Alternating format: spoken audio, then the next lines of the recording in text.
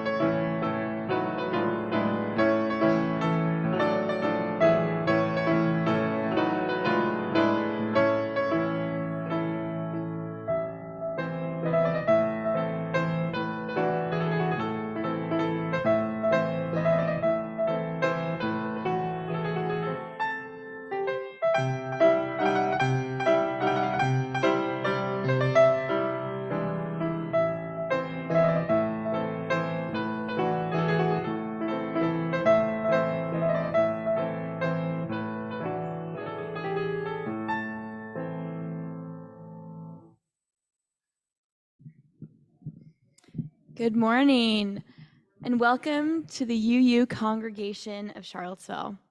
My name is Caroline Landis, and I am delighted to serve as your worship leader today.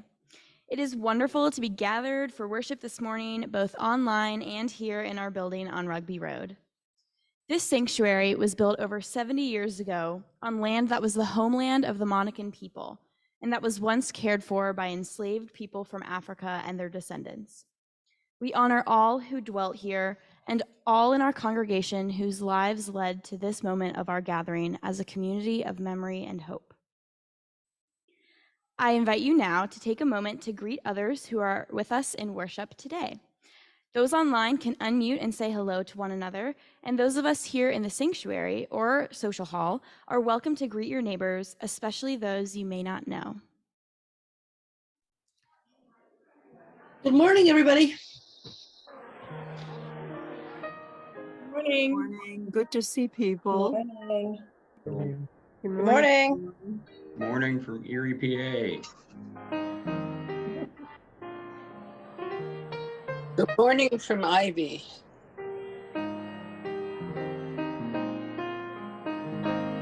Morning from Lake Monticello.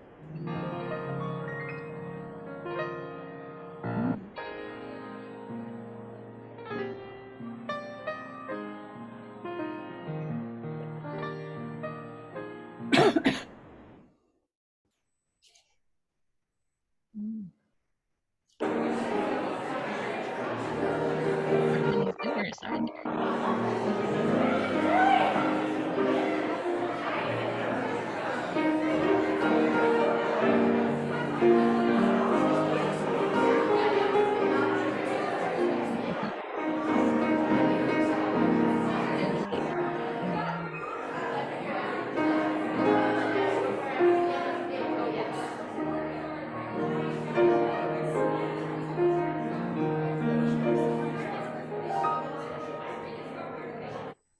Okay, I'm going to mute everybody again.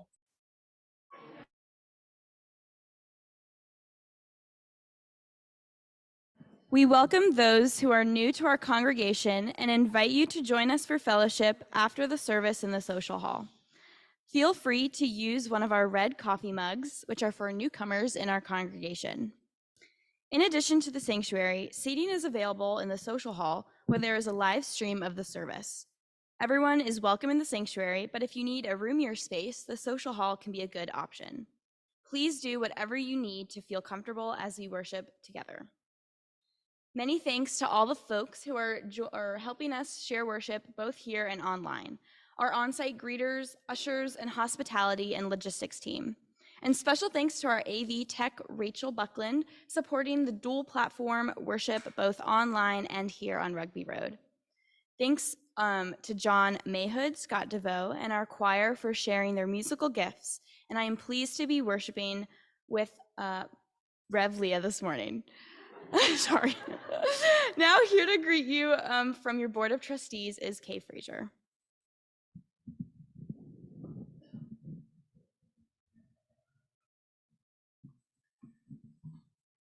Good morning. It's so good to be with everyone this morning, and welcome to everyone in the sanctuary and those on Zoom. Special welcome to anyone who's visiting us new today. You are very, very welcome in our congregation. Well, it's budget time. Yeah. So the board and finance committee, treasurer, myself, we're working really hard to put together next year's budget. And it can be wearisome work.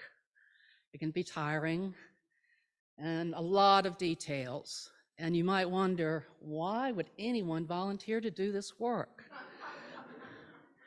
Well, there's a bunch of us that do dedicate our time and talents to this work, and we do it because, well, I can speak for myself, and I think I can speak for others, is that we know that this budget makes everything possible that we do.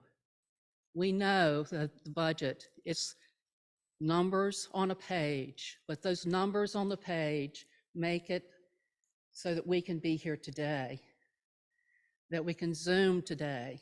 It makes it possible for us to care for each other. It makes it possible to reach out into the community and work for social justice.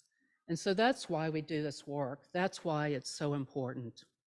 We see the possibilities, and we see that the budget allows us to live our possibilities. And I'm here to talk to you about pledging. I am so excited that we have 18 new or returning pledgers already this year. And to date, of this morning, we have pledges of $424,229. There are 12 days, not counting today, for everyone to get in their pledge. So if you have not pledged, please consider, no matter the amount, whether it's $10, $100, $1,000, or $10,000, every pledge matters. It's a commitment to our future. So whatever you can give, please give. I want to thank you for your stewardship, not just in your finances, but also for your time and your talent and your wisdom that you bring to the congregation. We will be tabling in the social hall, myself and Bob Brett, one of the chairs from the pledge drive, and Haley will be next to us on impact table, but we'll be there to answer questions, to receive your pledge, help you in any way we can on our budgeting and our finance. So thank you so much for being here, and it's great to be with you this morning.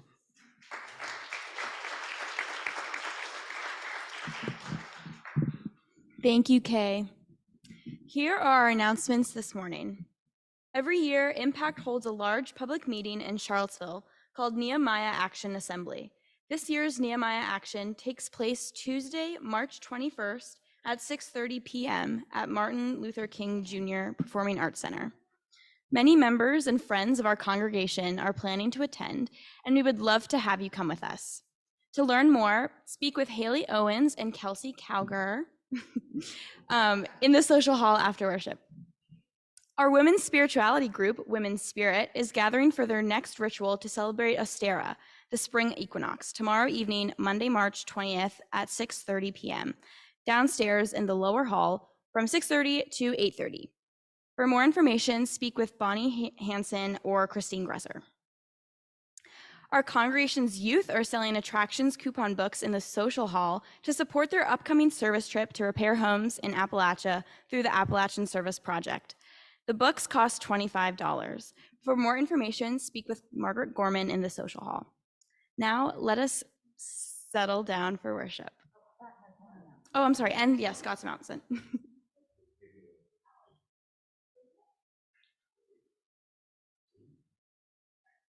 Yes, almost. Yes, okay, great. Yeah, some of you may have noticed on the door on the way in, there's going to be a concert here this week at an odd time, Thursday afternoon at 4:45. It features the pianist V.J. Iyer. You probably haven't heard of him, but he really is one of the great pianists and composers of our time. He's currently on the faculty of Harvard University. He's being presented by the Center for American Studies, and it's open to anyone. They do want you to, if you have a phone and you can click on the code that's on the poster, you can pre-register for the concert. Because it's free, we don't want people hanging from the rafters. You want to make sure that there's space for everybody.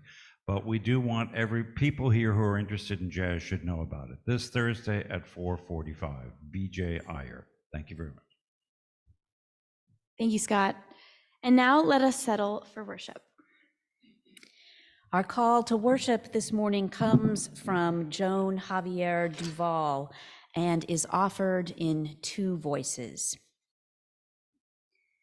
You are beloved, and you are welcome here. Whether tears have fallen from your eyes this past week or gleeful laughter has spilled from your smiling mouth. You are beloved, and you are welcome here. Whether you are feeling brave or brokenhearted, defiant or defeated, fearsome or fearful. You are beloved and welcome here. Whether you have untold stories buried deep inside or stories that have been forced beyond the edges of comfort. You are beloved, and you are welcome here. Whether you have made promises, broken promises, or are renewing your promises. You are beloved and welcome here. Whatever is on your heart, however it is with your soul in this moment. You are beloved, and you are welcome here. In this space of welcome and acceptance, commitment and recommitment, of covenant and connection. Come, let us worship together. I'm going to welcome the Watts family to light our flame of chalice this morning. And if you will please join me in our unison chalice lighting words.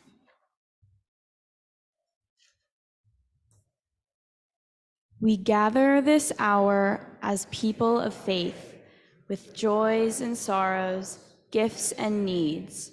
We light this beacon of hope, sign of our quest for truth and meaning, in celebration of the life we share together. We light this chalice to celebrate Unitarian Universalism. This is the church of the open minds. This is the church of the helping hands. This is the church of loving hearts. I invite you to now rise and body your spirit for our opening hymn, number 128, For All That Is Our Life. The lyrics will be projected.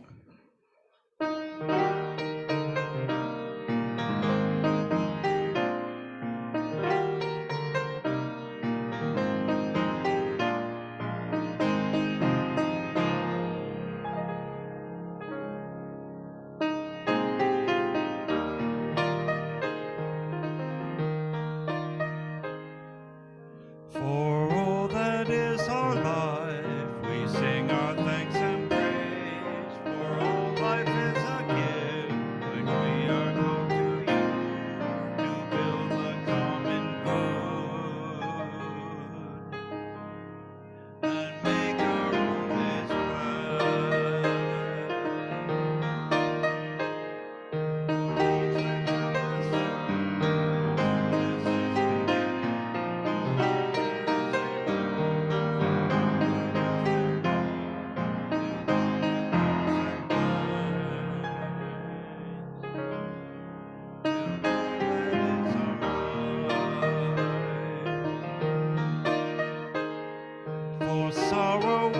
spare for failures, pain, and loss, for each new thing we learn, for faithful hours that pass, we come with praise and thanks. That is our life.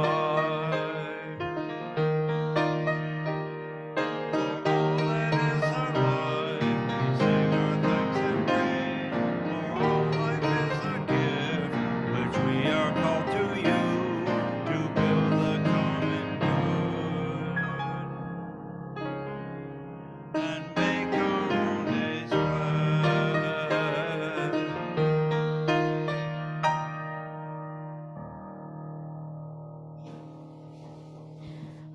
I'd like to invite our young people and their parents to come forward now and have a seat here on our red rug, and also anybody young at heart. So young people and their parents, and anyone young at heart who'd like to come up and be part of this gathering here on the red rug, making space for everybody to come and join us. Good morning, everybody. It was a little chilly out there this morning, wasn't it? Kind of a surprise. It looked like it'd be a lot warmer with the spring feeling in looks, but not the spring feeling in temperature, huh? Some of the flowers at your house are blooming, yeah. Some of the flowers here at church are blooming too. Yeah, it's a beautiful time. But the question I want to ask you all to think about with me this morning, so just take a minute to think about it after I ask you, and then raise your hand if you want to share. But think about, is there a time that you can recall, and you all who are sitting in the pews, you think about it too, when you've had to be brave? So think about it. Think about a time when you've had to be brave.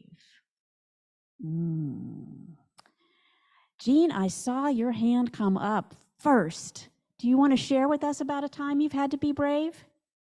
You're just remembering a time you had to be brave. Yeah, I think probably all of our hands could go up when we think about a time we've had to be brave. But tell me a time you've had to be brave. When you went on a new roller coaster, you had to be brave. Yes. Has that happened to anybody else? You've been on a new roller coaster, sometimes a roller coaster of life, and you've had to be brave? Yeah.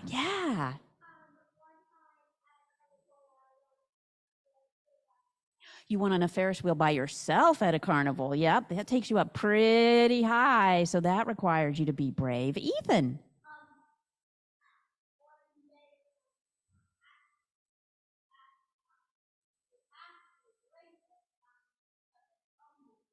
You have to be brave sometime because of bumblebees. Yep. Or other insects or other things out in the world that might be scary to us. Yeah. You were scared. Yeah.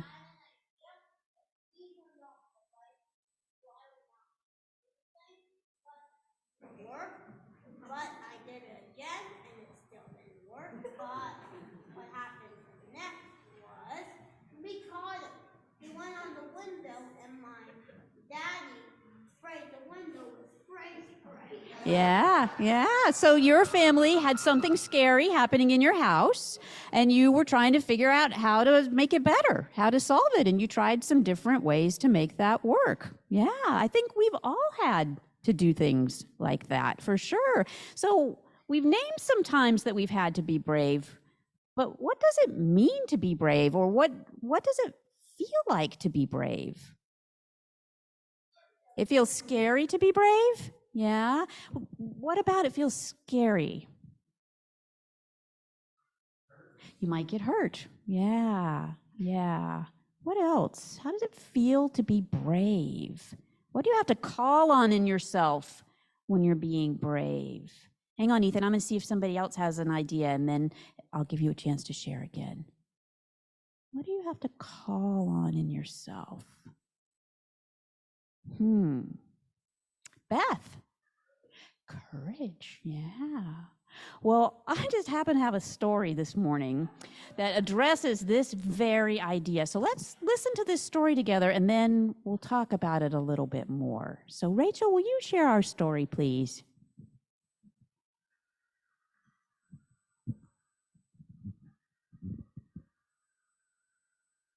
Some days, when everything around you seems scary, you have to be brave. Brave as a bird that steps from its nest, hoping to soar through the sky. Brave as a dog that wanders for miles, searching for one well-known light.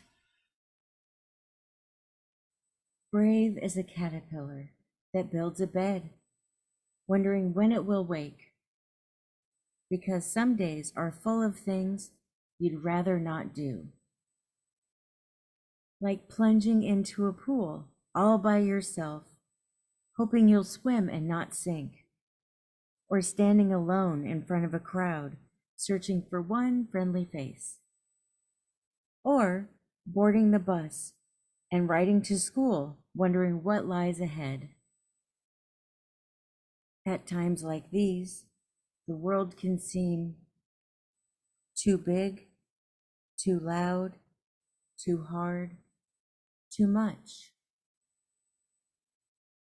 While you feel too small, too quiet, too tired, not enough. On those days, look deep inside to find the courage you need. It might be hidden away, but if you close your eyes and breathe,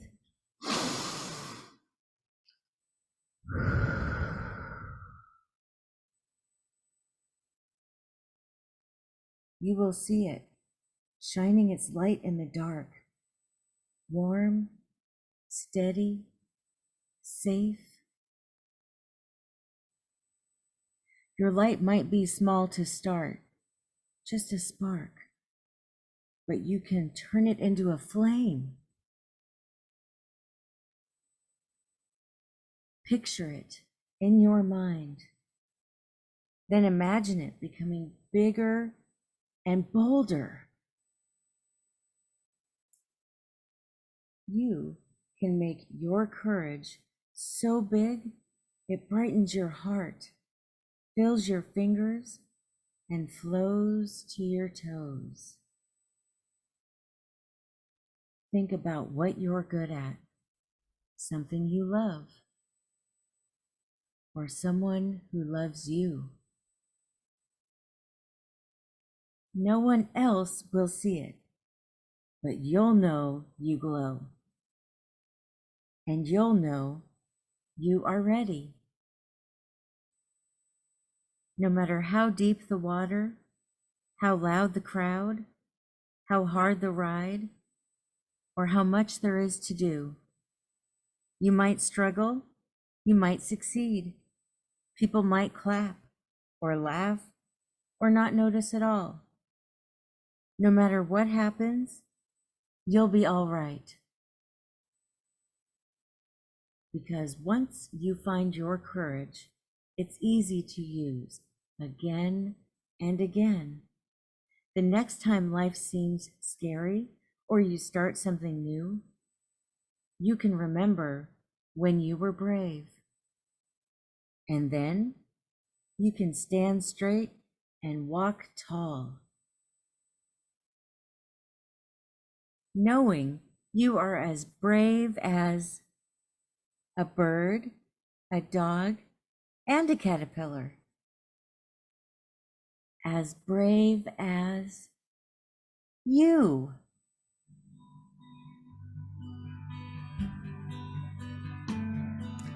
So thank you all for listening so well to our story today. I'm wondering what you thought about the picture of the person with the light inside, and if it reminded you of anything we ever talk about at church when we talk about a light inside. Anybody? Ethan, what do you remember? Oh, yeah. Yeah, it reminded you of the chalice, Anne. Yeah, and when we extinguish our chalice, we still carry that light. Absolutely. Ethan, did you want to add something? You just forgot. Yeah, yeah. Well, I know you're going to go to your religious education classes in a little bit and talk some more about being brave and that light that's inside. And we're going to stay in here and we're going to talk about being brave and that light inside. But one hint that I'll offer you is when we talk about it, sometimes we say in here. And so as you talk with your teachers, you can think about what's in here. But right now, we're going to sing you to your classes and have you take the light from the chalice with you. As we leave this friendly place, love give light to every face. May the kindness which we learn light our hearts till we return. As we leave this friendly place, love give light to every face. May the kindness which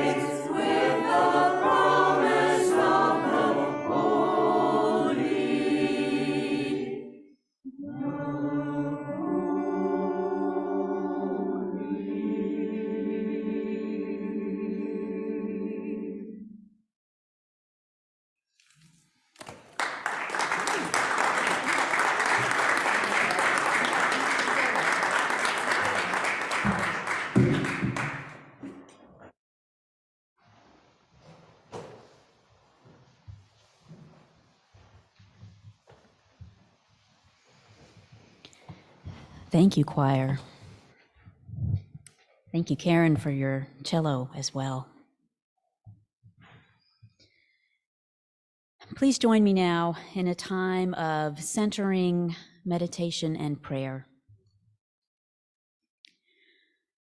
Let yourself settle into this space and time. Notice how it feels to be in your body.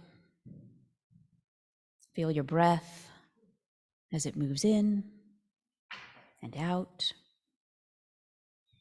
in and out. Breathing in peace, breathing out love, breathing in love, breathing out peace. Let us sit in this sacred pause together.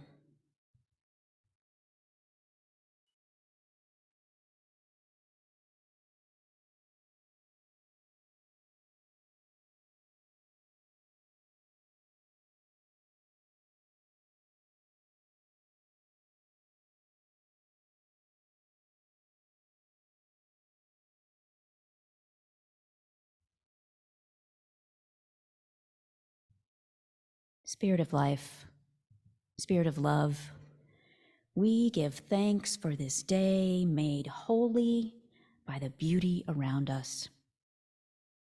We give thanks for the music of birdsong, for the bounty of blossoms, for the gift of this precious life. May we be mindful this day of gifts large and small that surround us, the smile of a friend, the blue of the sky, the healing power of laughter. May we know that we each are part of a wide circle of care, and that we rest in the embrace of the larger love that holds us all and never lets us go. Amen. I invite you to remain seated now as we sing our meditation hymn, number 1002, Comfort Me. Let us sing together.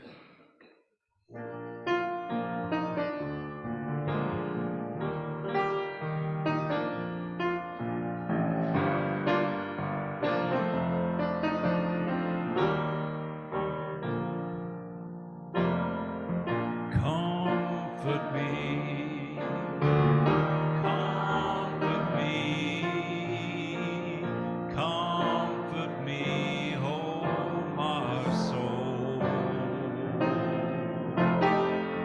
Comfort me, comfort me, comfort me, oh my soul. Sing with me, sing with me, sing with me, oh my soul. Sing with me, sing with me, sing with me, oh my soul. Speak for me, speak for me, speak for me, oh my soul. Speak for me, speak for me, speak for me, oh my soul. Dance with me, dance with me, dance with me, oh my soul. Dance with me, dance with me, dance with me, oh my soul.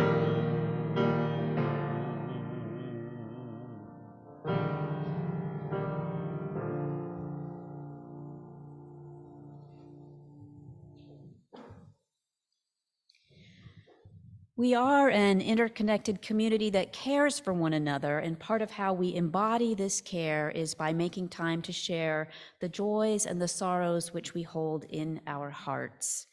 I will now share what was submitted before this morning's worship service.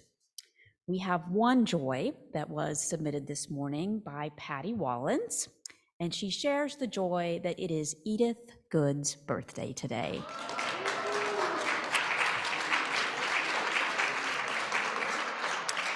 Patty says, I celebrate Edith's birth and her ongoing presence in my life. I have gotten to know Edith more over the past few years and love seeing her energy and commitment for justice, her humor, her willingness to do hard things, and her deep caring for people and for the world. And I hope that I have half the energy she has when I hit 80, let alone 90 plus years. I have lost track of Edith's age, but not her vitality. So Edith, do you want to share with us how old you are today? 94. We are going to sing to you now, Edith. Here we go.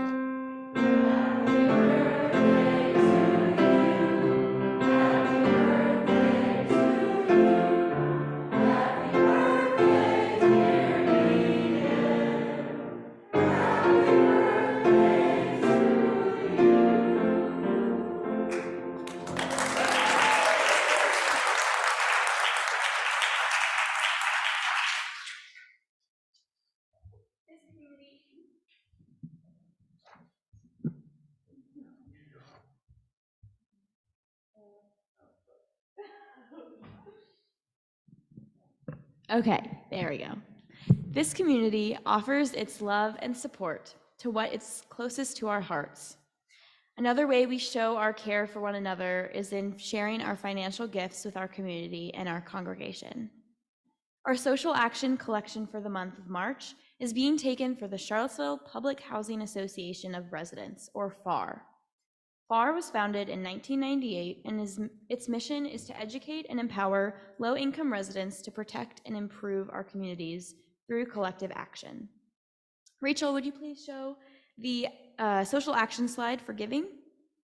In addition to giving online, if you would like to give today with cash or check, please use the social action collection envelopes here in the sanctuary and place your offering in the collection plate.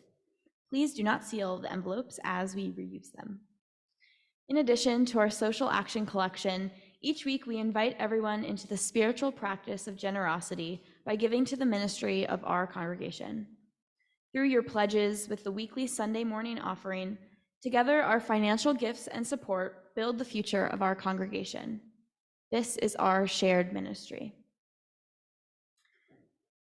During the music that follows, you may choose to make your Sunday morning offering by using the text address or going to our website. Here in the sanctuary, you may bring cash or checks forward. You are invited to not only share your financial gifts, but also share the joys and sorrows in your hearts. Those online may put them into the chat box, and those of you in the sanctuary may come forward to place a stone in the water. You may also leave us a note on the joy and sorrow paper provided here. And let us dedicate all of the many gifts we share with one another by saying, we accept your gifts with gratitude. May we use them wisely for the highest good.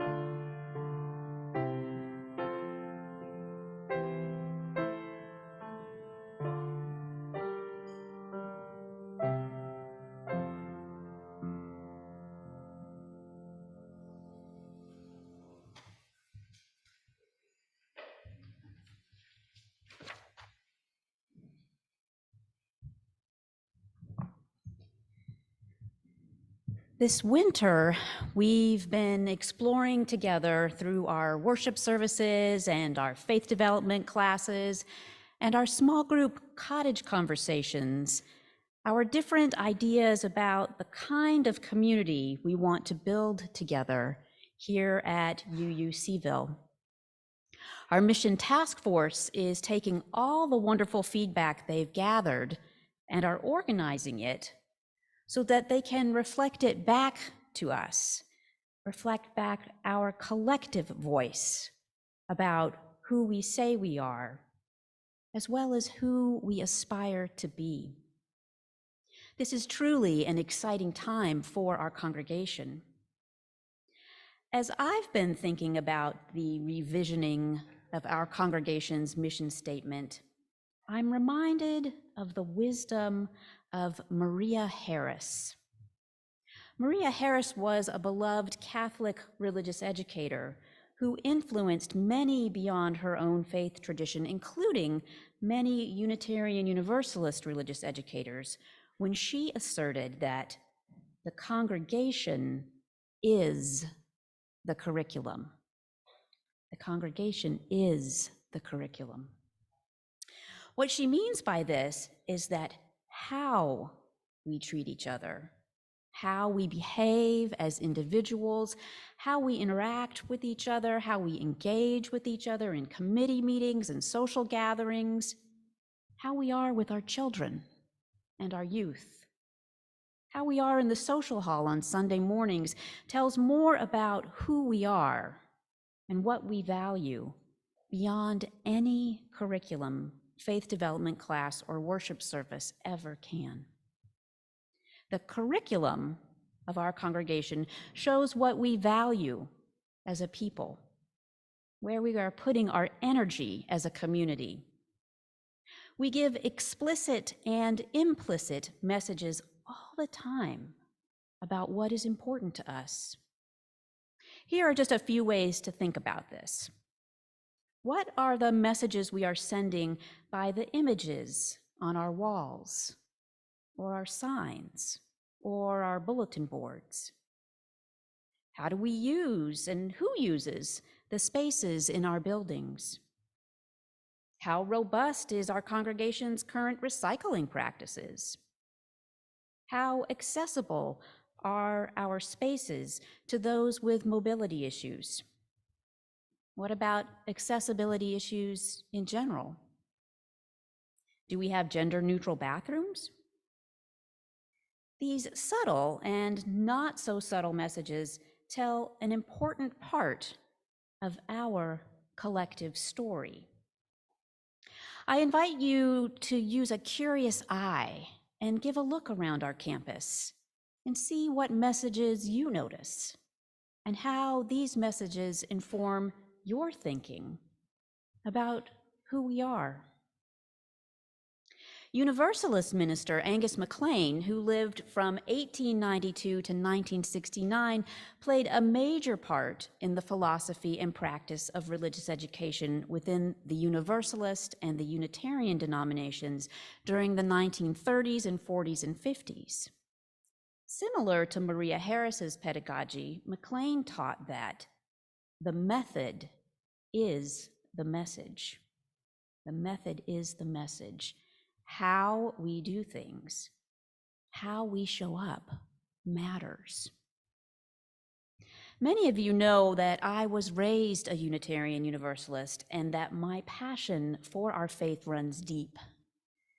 The UU Church of Lubbock, Texas, and the people of that small but mighty congregation truly did help raise me from my pre-K through high school graduation. Some of the members were my Sunday school teachers, some were my high school youth advisors, and some were my intentional mentors. But the congregation was the curriculum. What those people did, whether they realized it or not, for each other and for all of the children and youth of that church, was to model what they valued. They showed what it was like to be in community. We do that here too. And as we sang in our opening hymn, we build the common good and make our own days glad. When I started 7th grade, which in Lubbock was the beginning of junior high, I met someone who would be a close friend for life. With his permission, I share part of his story with you this morning. Jimmy was and is smart. He ended up being our high school valedictorian. He has an infectious laugh and a sharp wit. He is also kind and loving. As a 7th grader, Jimmy was an awkward adolescent trying to make sense of the world and figure out his place in it. He loved new wave music and the musicians of the day, such as Adam Ant. I think this was in part because Jimmy had a newly found interest in wearing makeup as a form of self-expression, like some of the new wave artists. I remember Jimmy using some of my makeup, and yes, I did wear it back in the day, to experiment and add his own creative striping to his face. Through the years, our friendship deepened, and Jimmy knew that when he was with me and at my house, he could be his emerging and authentic self. Soon he was coming to church with me, and I know he found our UU congregation a place where it was safer for him to express himself fully. As he grew into a young adult and his understanding of himself as a gay man, our congregation was a place where he could be true. It was a safer space for him to be his brave self.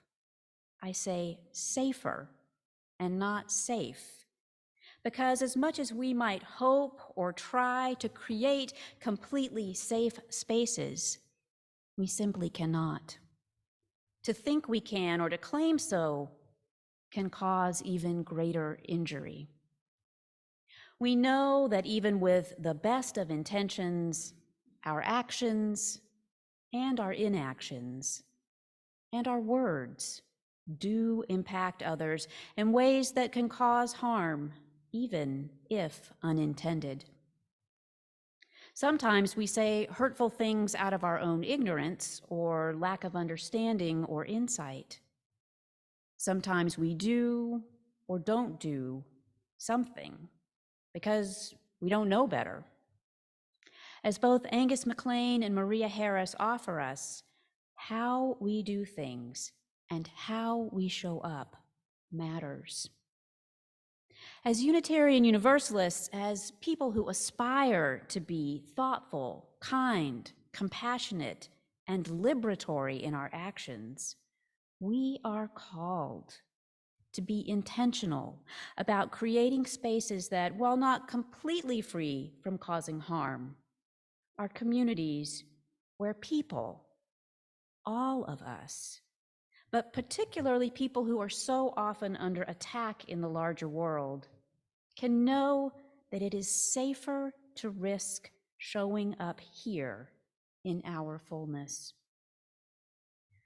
We create safer spaces by intentionally growing our souls and becoming more caring and curious about the lived experiences of others. We create safer spaces by learning about the lives of those in our midst who are most vulnerable and being in relationship with them. We create safer spaces when we show up with humility and use humility as our guide, and by letting go of the need to be right all the time, by embracing mutuality over individualism. Our choir sang of this dream of a safer space so beautifully this morning with the words, bearing witness to our stories, to our hurts, to the whole of life, to let love in, to know ourselves, to remember and forgive, to love and serve, to dwell together in peace. We promise. Yet building safer spaces is only part of our work. Our story this morning told us some days when everything seems scary, you have to be brave. The story acknowledges that sometimes the world seems too big, too loud, too hard, too much, while you feel too small, too quiet, too tired, not enough. These descriptions are so true for me on some days. I wonder, are they true for you too? One of the things I love about Pat Zietlow Miller's children's story, When You Are Brave, is the image of the main character pausing, breathing in deeply, and tuning in to their light inside. As I shared with our children this morning before they left for their religious education classes, for me, this light represents the spark of divinity inside each one of us. It represents our inherent, in here worth that deserves dignity. It can be helpful to remind ourselves and our children and each other of our inherent worth simply by tapping ourselves on our heart space and saying, my divine spark, it's in here. Your divine spark, it's in you. And when you're out in the wider world, no one else has to know this is the message you're sending to yourself by simply tapping on your own heart space. My divine spark, it's in here. I invite you to try it with me. My divine spark, it's in here. Your divine spark, it's in you. This simple gesture can help us to be brave or to be braver, as our choir sang, to be brave enough to risk showing up. The term brave space was first popularized in 2013 by Brian Arroyo and Christy Clemens in their book, The Effective Art of Facilitation, Reflections from Social Justice Educators. The authors focus on brave space in the classroom setting and on creating spaces with room for varying opinions and with an awareness of how interactions can affect the emotional well-being of participants. The authors name brave space as the making of an environment where people can participate in challenging conversations with respect at the heart. I first learned about brave space at the 2017 fall conference of the Unitarian Universalist Liberal Religious Educators Association's fall conference entitled Building Brave Spaces. I'm grateful to have this framework as we continue to navigate life and embark on the third year of living with COVID-19. These past 3 years have been hard on all of us, and as we continue to recover and return and rebuild, I'm aware now more than ever of the gift of being in multi-generational faith community. The opportunity to gather and to be together across generations has become even more meaningful to me after feeling so keenly the separation and isolation we endured. I want us to continue to do the work of together building braver spaces where each of us, no matter our age, our orientation, our gender identity, no matter our questions, our theological understandings, our different names for the holy, no matter, we can each bring our full selves to this community and be seen and heard respected, and held. I dream of a braver space where we can both speak our dearest truths and listen to each other's deepest longings without fear of judgment or belittlement. I dream of a community where we can each find comfort when we need it and are invited to offer solace when it is needed.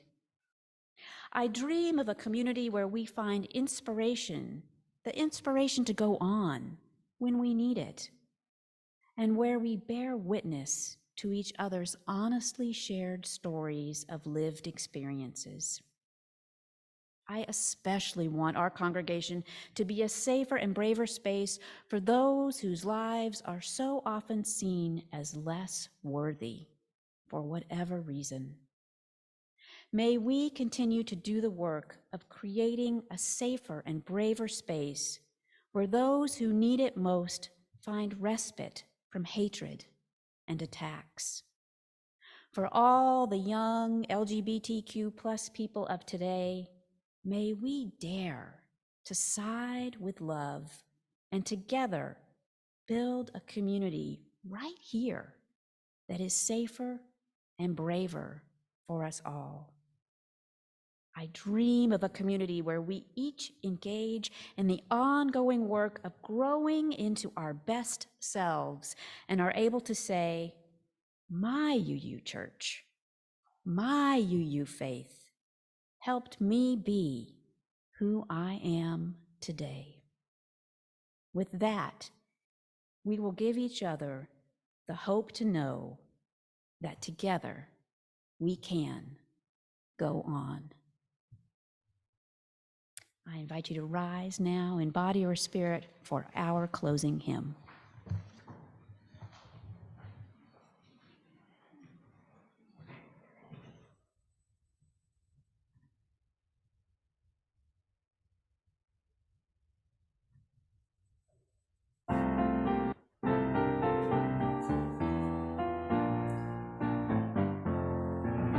Though days be dark with storms and burdens weigh my heart, though troubles wait at every turn, I know I can go on.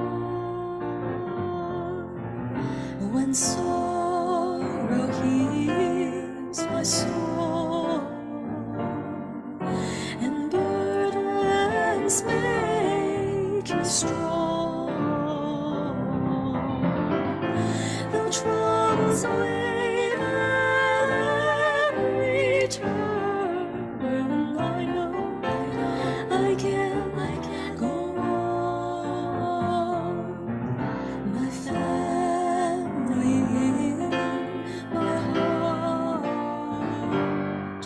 my friends in my soul, though troubles wait at every turn, I know I can go on. And though the journey is long, the destination is near. Though troubles wait at every turn, I know I can go on. So friends, take my hand, and family sing my song. When hope awaits at every turn, I know we will go on.